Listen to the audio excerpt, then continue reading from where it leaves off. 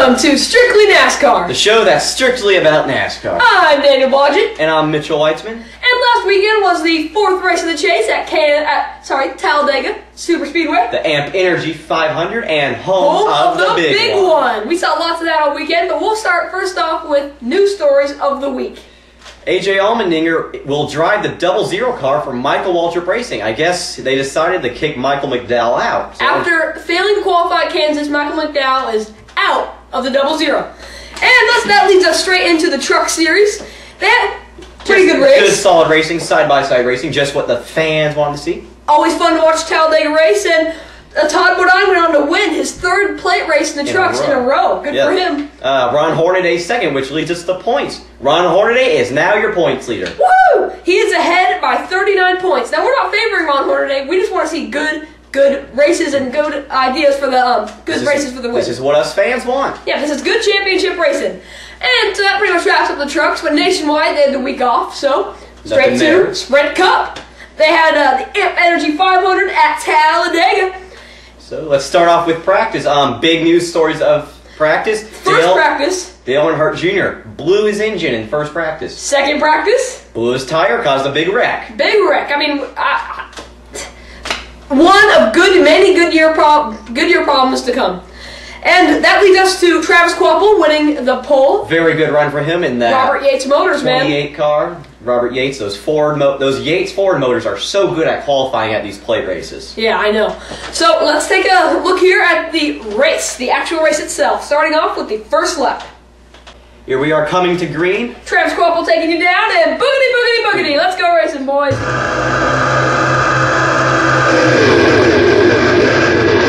So you're going to see Jeff Gordon. We're first going to see the 44 of David Ludeman. Turns left. He actually blew a left tire, and then there's Jeff Gordon. Front nose first, right into the wall. This is Brian Vickers blowing a tire. You're going to see him just jet right through the triangle. Oh, he's Martin in the Truex sideways. He's going to get Casey Kane. He's going to collect the 45. He's going to collect multiple people at 41.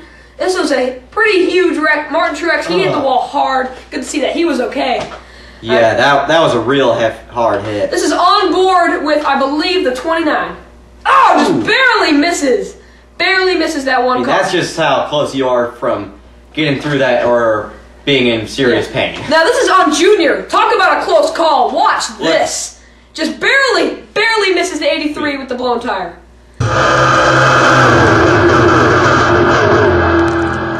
Okay. Now, this next clip was this is not fun to watch. Yeah. I mean, we're not the biggest fans of Denny Hamlin. But he's kind of a neither of us like to see this. We never want to see someone get hurt. Yeah. And just saying, Denny Hamlin's leading, so watch him. Cuts a right front tire. Goodyear problems. I mean, watch. That was one of the hardest hits. I mean, I've seen all year. Yeah, that's probably the hardest hit I've seen all year. He's going 190 miles per hour. He turned right into that wall. Yeah. I mean, the amount of force. Watch this again. I mean, just it's amazing. But he actually got carried off in a stretcher. That's how much, and stayed in the hospital overnight. That speaks for itself. He's awake and alert. Best wishes to Denny Hamlin.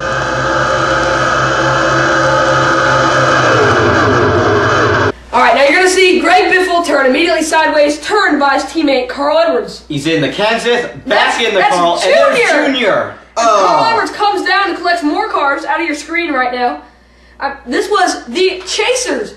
Think about it. Greg Biffle, Matt Kenseth, Carl Edwards. Chasers. And Dale Jr. So let's think about it again. All three Roush cars were in there. Yeah. And Roush cars taking out each other. And the 2 and 3 people in points. I mean, I mean, that's not good. And Jimmie got through. Of course. They couldn't have that this weekend, and they did.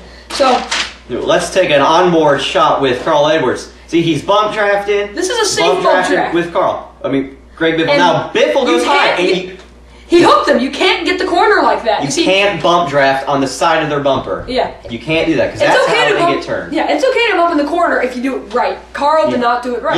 Let's take a look at the television broadcast of the last lap of the race. Tony Stewart has never won at Talladega in a NASCAR Sprint Cup car. He's going to have to do a lot of blocking right here. They've got to run on him.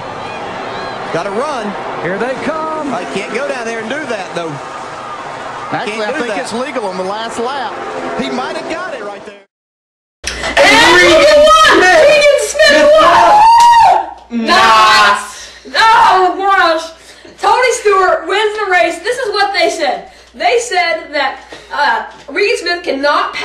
the yellow line. He was forced! He was forced. Tony Stewart put the block on him. Regan Smith had two options.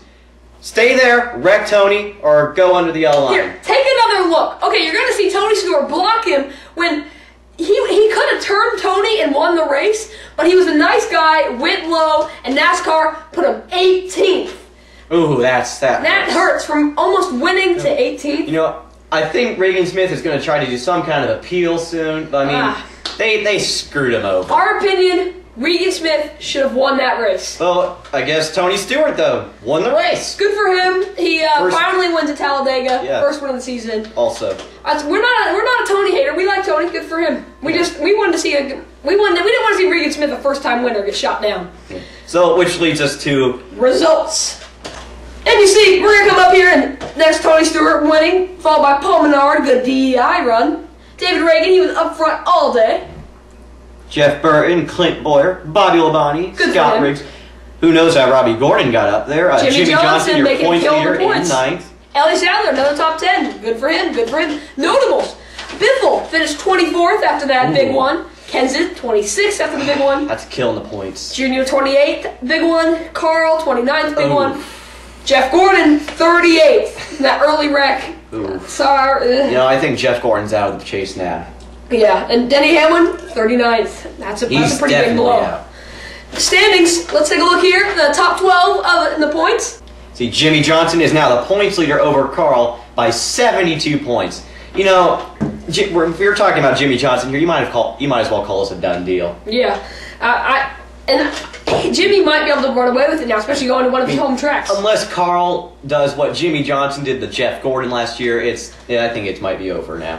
That wraps up pretty much the Talladega weekend. Pretty good weekend of racing. I enjoyed it. This is what our fans wanted. Yeah, I had fun. I was up on my seat. And but next weekend, Lowe's Motor Speedway. I mean, fun track in Charlotte, backyard pretty much for the drivers. Cool track. And let's take our second set time with the segment, the Ride Along. All right, we're gonna take a lap here around Lowe's Motor Speedway in NASCAR Racing 2003 season. Let's see what it's really like. I'm using my Logitech G25 racing wheel, best wheel out there in my opinion. Anyway, let's take a look here.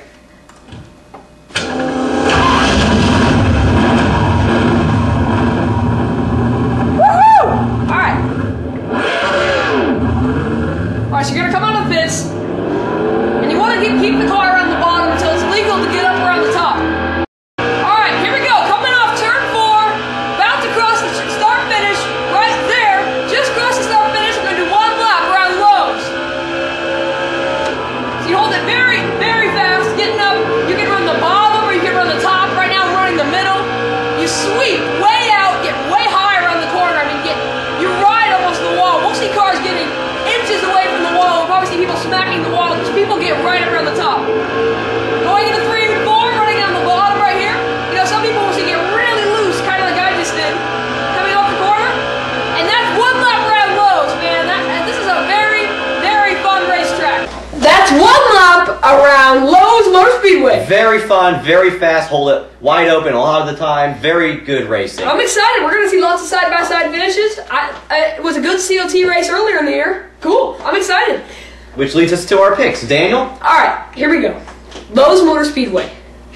The Lowe's car is going to win this weekend at Charlotte. Jimmie Johnson's going to win. This is his backyard. This is his house, man. This is his house. He's going to win and probably run away with the championship. Well, what do you think? You say. Mitchell? You know, for all you fans out there, Casey Kane won the Cokes. Actually, he won the Coke 600 and the All-Star race. Yeah, he won both those races earlier this year. So I'm going with Casey Kane. He'll win his 3rd race of the year here. Casey Kane. That's a pretty good. That's a pretty good pick. We'll probably see him in the front. But that wraps up this edition of Strictly NASCAR. For anyone who watched, please subscribe. You know, you can see any new videos that we have. The big yellow button, you can't miss it. And you can rate this video, maybe leave a comment or two, let us know what you liked. And if you have any opinions, letters to us. We'll read them on the show. We will read them on the show. Email us at strictlynascar@yahoo.com. They can be hate letters of drivers. We don't care. We want your guys' opinions. Just talk to us, folks. All right. Very cool. Well, that wraps up this week of Strictly NASCAR. Till next time, I'm Daniel Blodgett. And I'm Mitchell Weitzman. Thank you all for watching. Good night.